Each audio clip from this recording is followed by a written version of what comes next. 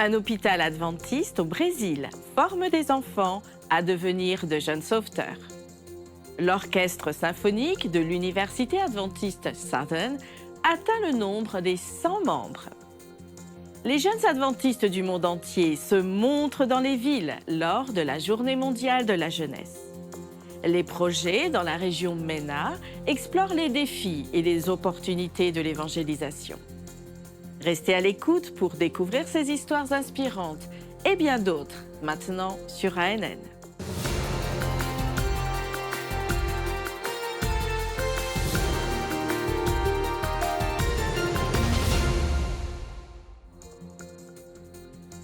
Imaginez des enfants qui ne sont pas de simples spectateurs, mais plutôt des héros capables d'intervenir en situation d'urgence. Entrez dans le projet des Anges Sauveteurs de l'hôpital adventiste de Belém, situé dans le nord du Brésil, où les jeunes sont formés pour devenir des sauveteurs juniors. Cette initiative transformative façonne des héros compatissants dès leur plus jeune âge. Dans une initiative encourageante, l'hôpital adventiste de Belém, au Brésil, a formé des enfants pour devenir des secouristes juniors à travers leur projet Anges Sauveteurs. Plus de 34 enfants ont développé des compétences dans l'administration des premiers secours en situation d'urgence. Âgés de 8 à 13 ans, ces jeunes ont récemment reçu leur certificat de fin de formation lors d'une cérémonie de remise de diplôme qui s'est tenue dans l'auditorium de l'hôpital. S'étalant de février à mars 2024, cette formation a inauguré le projet Anges Sauveteurs, visant à équiper les enfants de compétences essentielles pour gérer les risques et les urgences. Les sessions théoriques et pratiques étaient dirigées par le Dr José Guatazzara, spécialiste en orthopédie, traumatologie et soins d'urgence.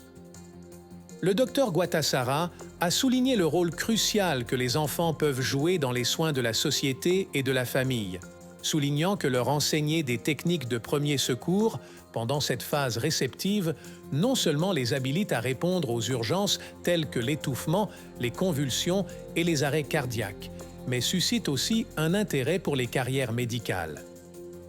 Ces jeunes secouristes ont appris des techniques vitales telles que la réanimation cardio-pulmonaire, le contrôle des hémorragies et l'immobilisation des membres. Ils ont été encouragés à s'entraîner à la maison en traitant les membres de leur famille comme des patients afin de renforcer leurs connaissances théoriques. Cette initiative sauve des vies et favorise une culture de soins et de responsabilité au sein de la jeune génération. Des milliers de jeunes adventistes du 7e jour du monde entier se sont mobilisés dans les villes et les communautés pour servir et répandre l'amour lors de la Journée mondiale de la jeunesse cette année.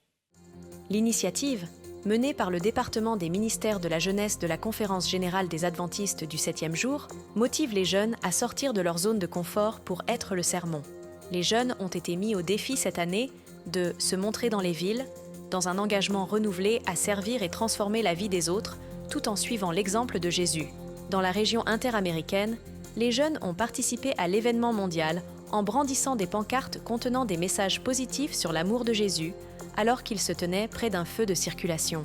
Ils ont distribué des centaines d'exemplaires du livre La tragédie des siècles, déblayé les déchets et les débris, prié pour les passants, distribué de l'eau, servi des repas chauds et préparé des centaines de sacs de nourriture à distribuer aux personnes dans le besoin. Les jeunes de la région du sud de l'Asie et du Pacifique ont lancé diverses campagnes communautaires, y compris des programmes de santé. De plus, ils sont descendus dans les rues pour partager l'Évangile, distribuer de la littérature et défiler dans les rues en portant leurs t-shirts, se montrer dans les villes.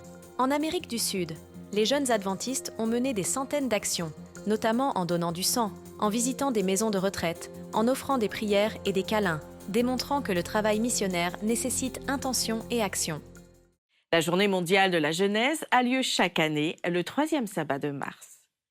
Depuis son lancement en 2013, cette initiative mondiale a laissé un héritage durable qui continue d'inspirer les générations à imiter Jésus dans le service. L'orchestre symphonique de l'Université adventiste Southern compte désormais une troupe de 100 musiciens. L'orchestre se produit souvent lors d'événements prestigieux et effectue des tournées internationales en faisant la promotion de cette institution adventiste.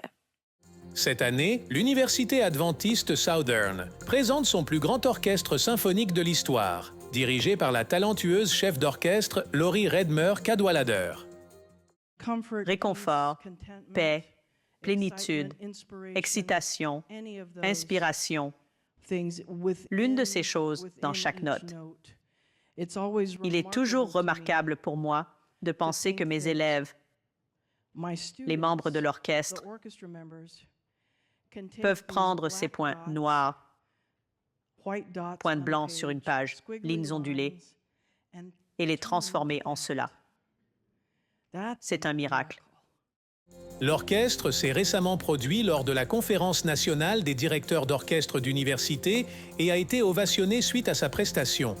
Cette année, l'orchestre a joué avec le lauréat du Grammy Award, David Phelps, ancien ténor du célèbre Gator Vocal Band, lors d'un gala annuel de levée de fonds pour l'école A Taste of Southern. De nombreux étudiants affirment que rejoindre l'orchestre a été l'une des plus belles opportunités qu'ils se sont vues offertes pendant leur séjour à Southern.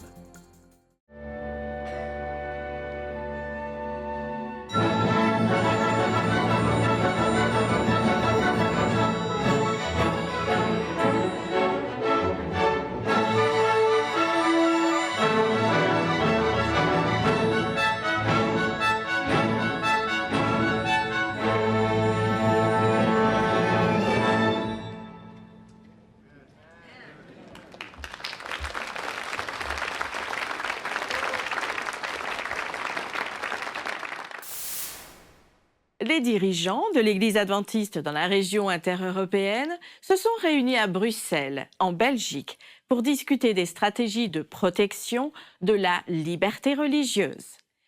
Ils ont également abordé le défi d'être des ambassadeurs de Dieu et de l'Église dans le monde d'aujourd'hui.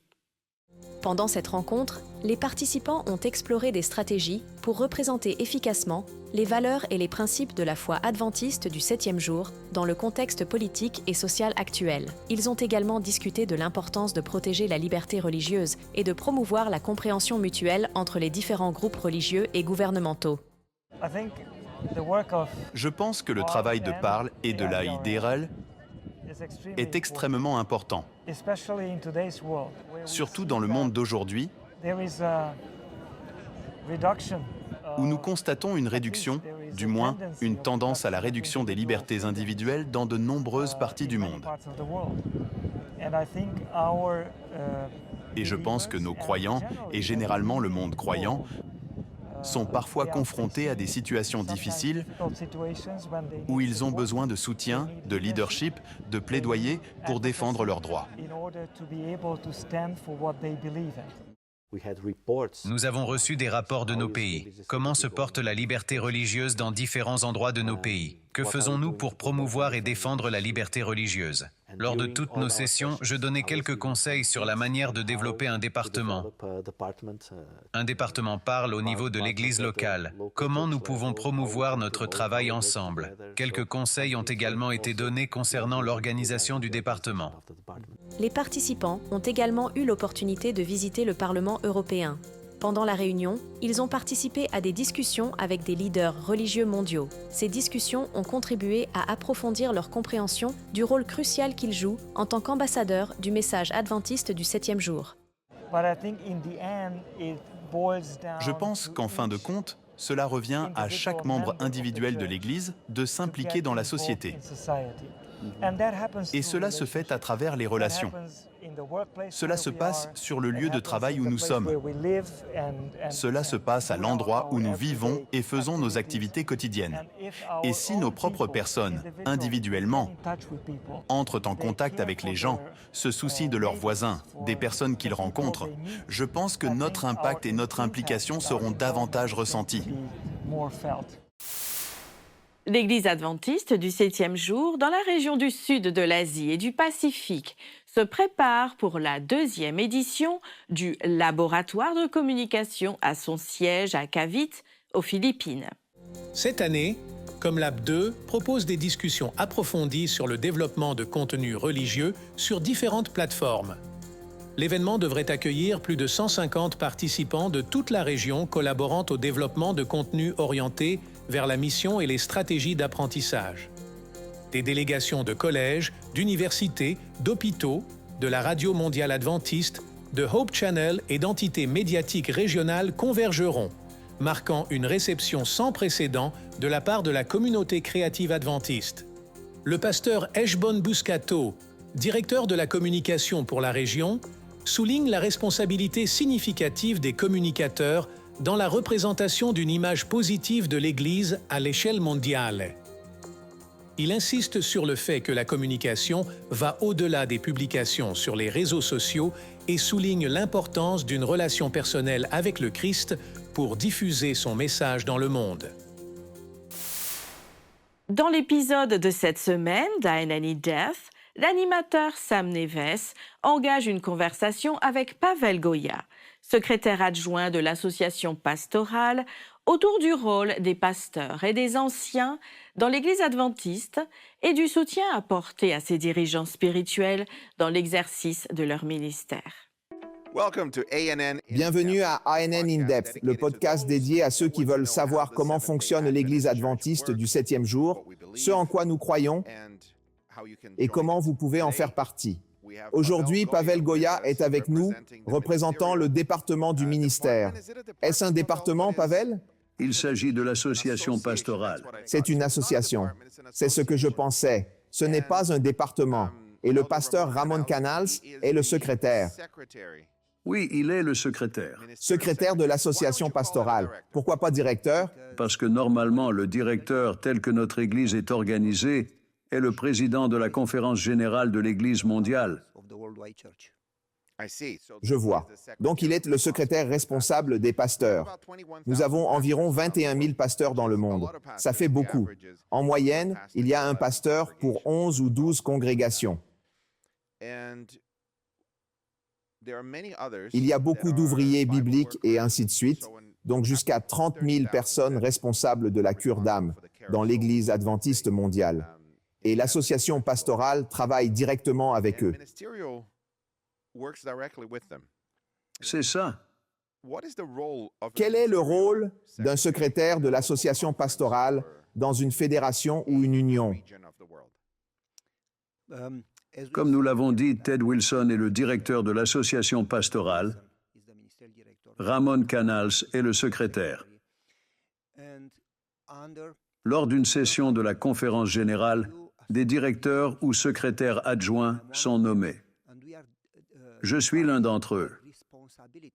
Nous sommes divisés par responsabilité. Chacun a une responsabilité différente afin de couvrir tous les besoins des pasteurs pour qu'ils puissent fonctionner, avoir les ressources et le soutien dont ils ont besoin pour que les églises dans différentes régions du monde croissent et accomplissent la mission. La diffusion de l'Évangile dans la région du Moyen-Orient et de l'Afrique du Nord présente de nombreux défis en raison de la résistance culturelle, religieuse et politique. Néanmoins, OCI, Outpost Center International, s'engage avec l'Église adventiste du 7e jour dans le lancement de divers projets visant à accomplir le mandat du Christ, aller dans le monde entier et prêcher l'Évangile à toute nation. Bonjour, je m'appelle Steve Dickman, président de Outpost Centers International.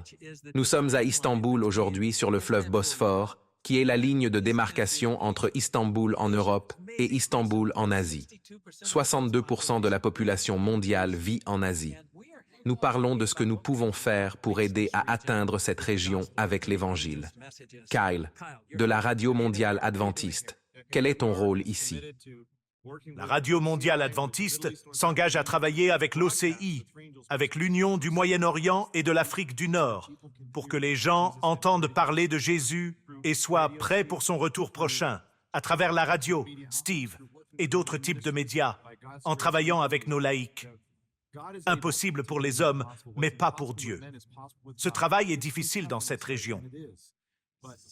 Mais 16 millions de personnes dans cette ville, une seule église. C'est vrai, une poignée de personnes dans cet océan. James, tu as été ici. Oui, l'OCI s'est réuni ici toute la semaine avec les dirigeants et les laïcs qui essaient de travailler dans cette région. Nous avons vu le défi que cela représentait.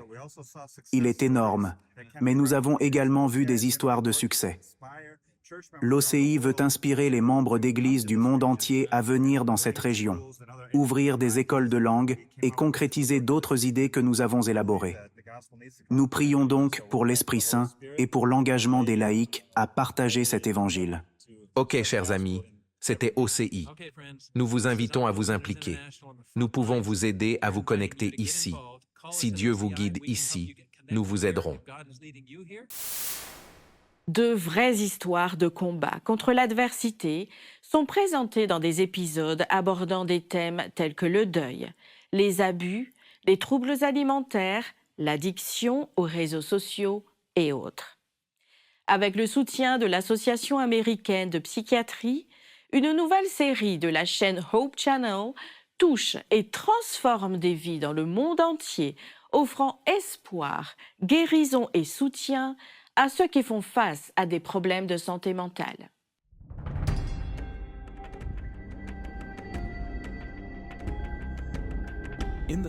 Dans le silence qui masque souvent nos luttes, la série sur la santé mentale de Hope Channel, soutenue par la Fondation Stevens, met en lumière les réalités cachées des défis de la santé émotionnelle. Avec plus de 100 000 vues et 5 000 heures de visionnage en moins de 60 jours depuis sa sortie, ce projet a déclenché un mouvement généralisé, mettant en lumière les batailles complexes de la santé mentale. Il a ouvert une discussion sur des sujets négligés pendant si longtemps.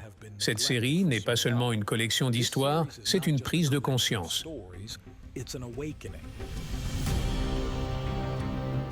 Ce que nous constatons, c'est une relation directe entre le temps passé sur les réseaux sociaux et les taux de dépression et d'anxiété. Et cela est vrai dans notre population de jeunes adultes qui sont des utilisateurs très fréquents des réseaux sociaux. Parcourant le pays, nous avons connecté avec des individus pour raconter leurs vraies histoires à travers 10 thèmes critiques de santé mentale, des profondeurs du chagrin et de la perte aux luttes du trouble bipolaire et autres.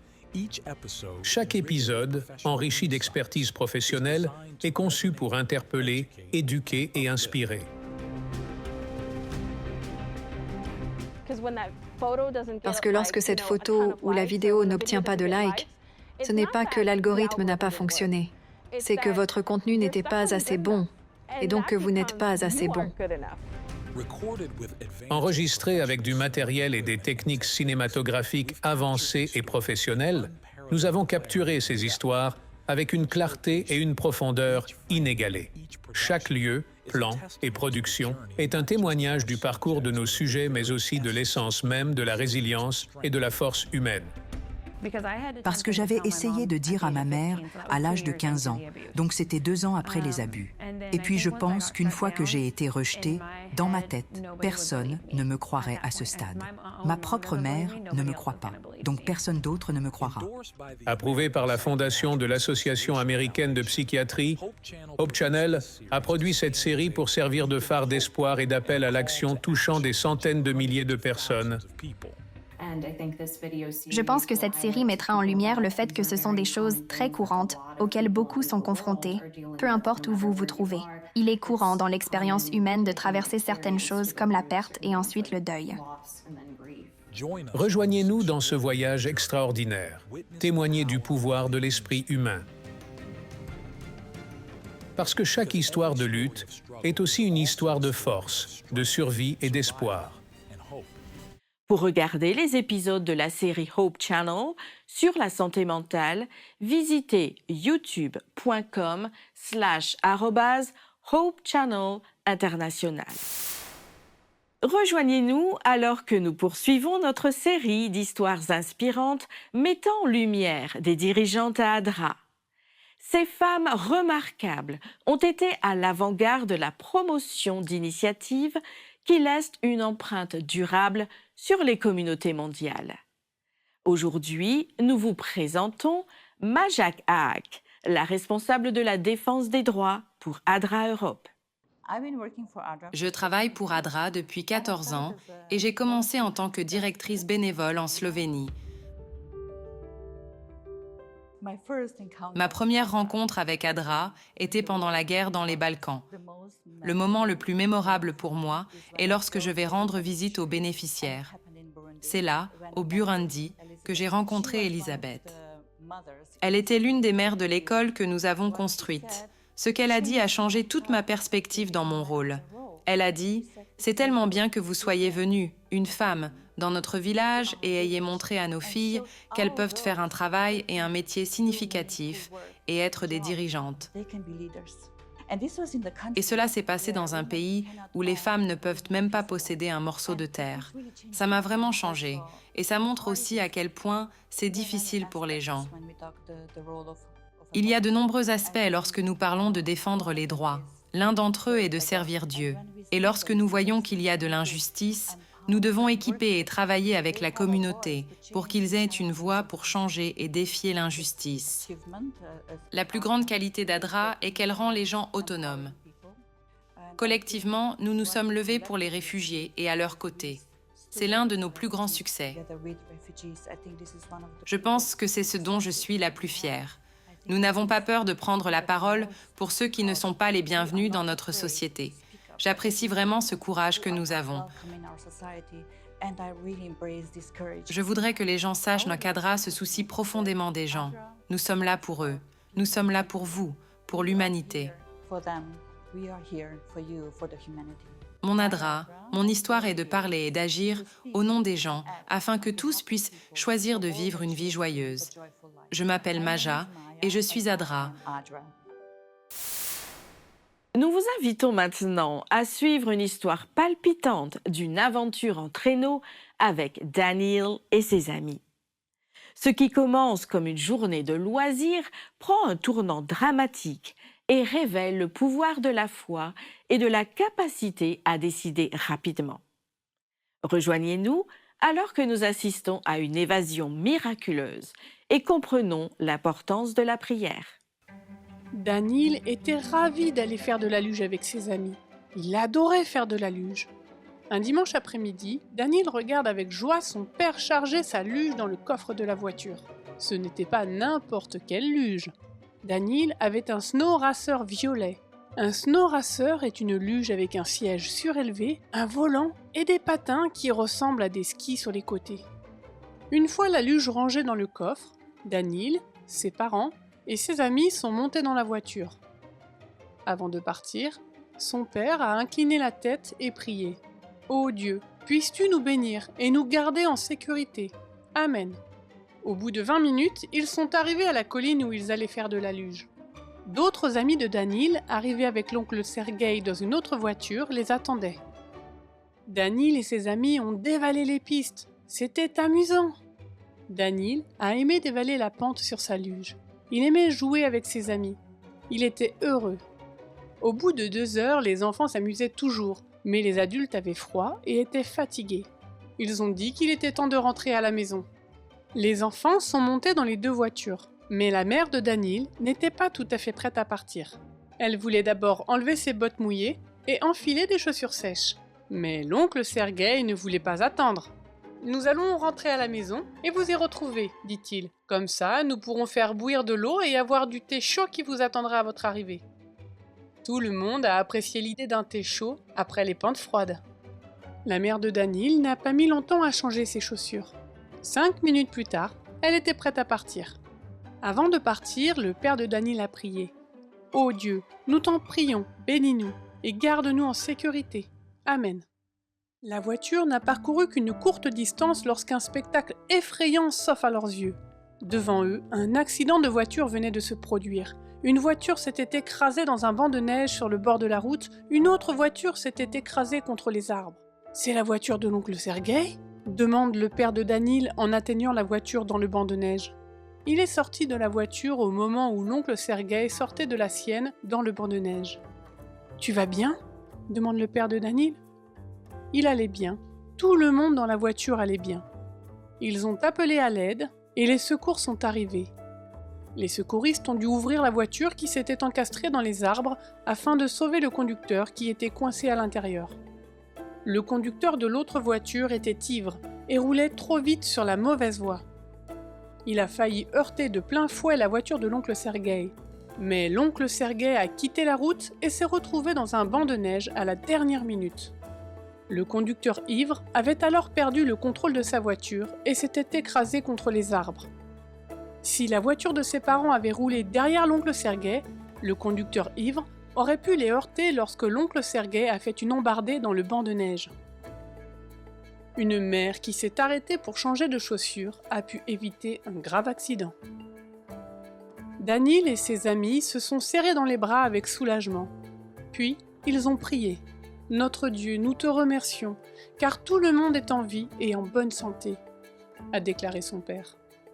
Aujourd'hui, Danil prie toujours avant de partir en voyage. « Je sais que Dieu entend les prières », affirme Danil. « J'ai vu de mes propres yeux comment il répondait à mes demandes. » Une partie de l'offrande du 13e sabbat de ce trimestre contribuera à l'ouverture d'un centre spécial où enfants et adultes pourront découvrir le Dieu qui entend les prières dans la ville natale de Danil, dans le Grand Nord russe. Merci pour votre offrande généreuse. Vous avez suivi les actualités sur des actes de service, sur la foi, l'amour du prochain et l'espoir, réalisés par l'Église adventiste du 7e jour dans le monde entier. Présente dans plus de 200 pays, la dénomination désire servir comme le Christ à travers ses membres, ses dirigeants, son siège administratif, ses institutions et ses ministères de soutien. Vous pouvez accéder à d'autres bonnes nouvelles en rejoignant les chaînes officielles de l'Église adventiste du 7e jour sur YouTube, Instagram et Facebook et explorer le site web d'ANN sur adventiste.news. Partagez votre histoire de foi et laissez votre sujet de prière sur nos chaînes. Une équipe prie pour vous, 24 heures sur 24. Avant de vous quitter, je vous laisse avec une excellente nouvelle tirée de l'Épître aux Romains, au chapitre 15 et au verset 13. Que le Dieu de l'espérance vous remplisse de toute joie et de toute paix dans la foi, pour que vous abondiez en espérance par la puissance du Saint-Esprit. Étudiez la Bible quotidiennement pour découvrir d'autres merveilleuses promesses d'espoir. Et si Dieu le permet, nous nous retrouverons pour la prochaine édition des Actualités ANN. Prenez soin de vous et que Dieu vous bénisse.